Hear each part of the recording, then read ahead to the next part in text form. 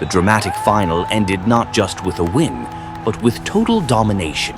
Chelsea swept aside Paris Saint-Germain in a performance that was part tactical masterclass, part psychological warfare, and part showcase of elite squad management.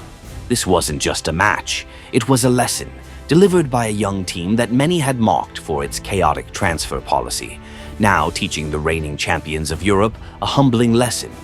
To understand how Chelsea pulled off this historic triumph, we need to peel back the layers of a game plan that was nothing short of brilliant. From the first whistle, Chelsea approached the game differently. Up against a PSG side known for their slick possession play, Enzo Maresca's men didn't try to fight fire with fire. They didn't chase Vitinha or Fabian Ruiz in midfield duels. Instead, they controlled space, they controlled tempo, and most impressively, they controlled the match, even without the ball.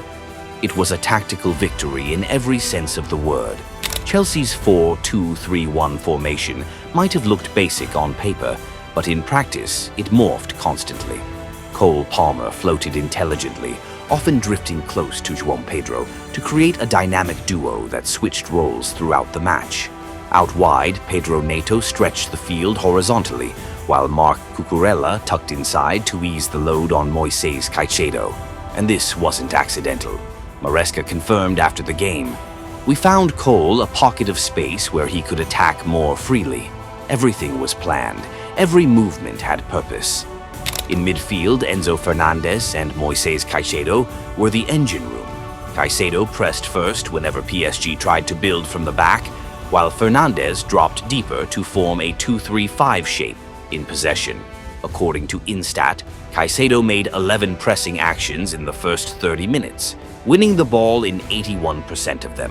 Meanwhile, Fernandez completed 42 successful passes, the most of any Chelsea player. No wonder PSG couldn't string together a single meaningful attack through the middle in the entire first half. Chelsea cut them off at the source. But beyond tactics, Chelsea simply outran them. In the opening 20 minutes, the pressing was relentless. Gianluigi Donnarumma was forced to go long 9 times in a row. That's how much pressure Chelsea applied.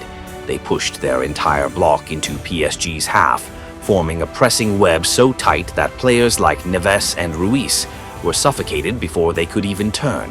And yet, despite this intensity, Chelsea didn't concede a single first-half goal throughout the entire tournament. Their defensive discipline was elite. On average, they allowed just 0.85 expected goals before halftime. When they didn't have the ball, they dropped into a compact 4-4-1-1. João Pedro fell back to join Palmer in the second line. Pedro Neto tracked the fullbacks. They didn't dive into tackles or chase shadows. They held position, blocked passing lanes, and forced PSG to go long. It was tactical maturity beyond their years. A young team, once dismissed as a transfer experiment, just imposed their will on one of Europe's most experienced sides. Chelsea didn't just win a final, they made a statement. In the final at MetLife Stadium, Chelsea put their faith in players who know how to rise when it matters most. And that clinical edge is exactly what separated them from Paris Saint-Germain. At the heart of it all, Cole Palmer, the 2002-born starlet, touched the ball just 53 times all game. Not the most active player on the pitch, not the one constantly on the ball, but every time he did touch it, something happened. In the 22nd minute, he popped up in the right place at the right time to finish off a smart pass from Malo Gusto and open the scoring. 8 minutes later, with PSG's defense pushed high and disorganized, Palmer suddenly burst into life, dribbling past 2 defenders and slotting a cold-blooded finish into the far corner. And just before halftime, in the 43rd minute, he threaded an inch-perfect through ball for João Pedro to score Chelsea's third. 3 key touches, 3 turning points. Chelsea's fate changed each time. And here's the remarkable part. Palmer's output at the 2025 Club World Cup eclipsed that of Europe's elite attackers. On average, he scored or assisted every 55 minutes, the highest goal involvement rate in the tournament. Then there was João Pedro, a brand new signing brought in just 11 days before the final. He barely had time to unpack, let alone build chemistry with his teammates. But he didn't need long to understand his mission: stretch the defense, exploit the gaps, and finish with composure. His goal in the 43rd minute summed it all up. A surging run from midfield, a single deft touch, and Donnarumma could only watch it fly past him. And while attackers stole the spotlight, credit must also go to Robert Sánchez. In a critical first-half moment, Ousmane Dembélé broke free and raced in behind the defense. A goal then would have changed the game.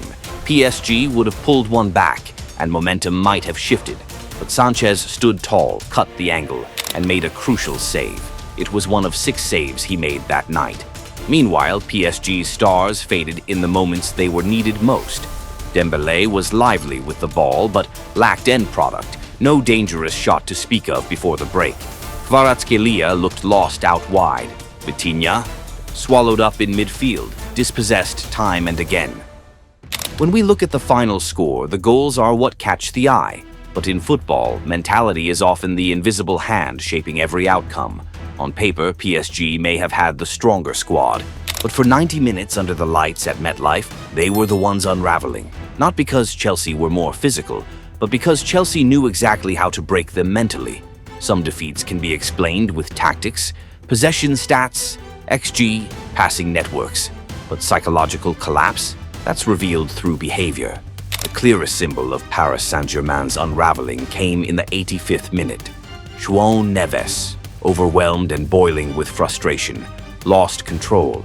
After a scuffle with Marc Cucurella, he snapped, not with a foul, but by grabbing Cucurella's hair. That wasn't a tactical error. It was raw emotion. A team no longer thinking, just reacting. A team with its back against the wall. And the data backs it up. The meltdown didn't come out of nowhere. In the first 70 minutes, PSG won just 43% of their duels, their lowest number in the entire tournament. In the semi-final against Real Madrid, that number was 56%. The difference was clear. Chelsea dictated the rhythm, turned up the pressure, and forced PSG to play under stress. The longer the match went on, the more PSG fell apart, mentally and structurally. Positions became confused, decisions became rushed. Even the substitutions made things worse. Gonzalo Ramos came on hoping to provide a physical target, but didn't register a single shot on target. Warren Zaire-Emery entered in the 73rd minute, but barely touched the ball 5 times in Chelsea's half. Meanwhile, Chelsea remained ice-cold. The Blues were the only team at the 2025 Club World Cup not to concede a single goal after the 75th minute, a testament to their mental resilience and game control from start to finish. And PSG's collapse didn't end at the final whistle. One viral moment swept through social media, a video showing Luis Enrique appearing to slap João Pedro on the sideline, furious over the Chelsea forward's celebration. While PSG haven't officially confirmed it, French and English outlets picked up the footage, and pundits widely interpreted it as a moment of collective shame for a team that simply lost its head. Not many outside the Chelsea camp believed they'd lift the trophy at MetLife. Since Todd Boehly took over in 2022, the club had become a punchline. The transfer policy, branded chaotic. The recruitment strategy, throw money at teenage talents.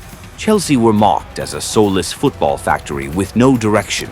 But just 3 years later, that same commercial academy stood atop the world, undisputed, unshaken, and unbothered. This was a vindication of a project once called insane, spending hundreds of millions on players under 23.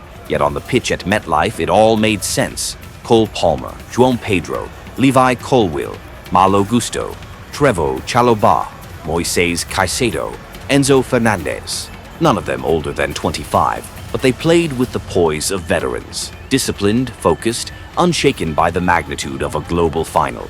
At the heart of it all stood Enzo Maresca. The Italian tactician didn't just bring a signature 4-2-3-1 with controlled possession. He personalized every piece of the machine. He crafted connections between Caicedo and Fernandez. He gave João Pedro a deeper false 9 role that kept him constantly involved. These weren't just tactics. They were signs of a team built, not just assembled. And then came the image that sparked headlines around the world. Donald Trump handing Chelsea the trophy.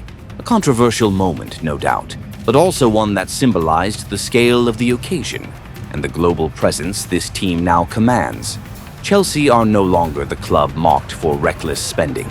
They are two-time world champions, pulling ahead of Arsenal, Manchester City, and Tottenham in international silverware. Once seen as rebels against football's conventional wisdom, Chelsea now stand as proof. Build the right system, trust the right people, grow the right players, and you don't just survive the storm, you become the storm. This wasn't a victory bought by money. It was built by vision, belief, and a generation ready to lead. Chelsea are back, not just as a club, but as a blueprint, and anyone still questioning their identity, they're not paying attention.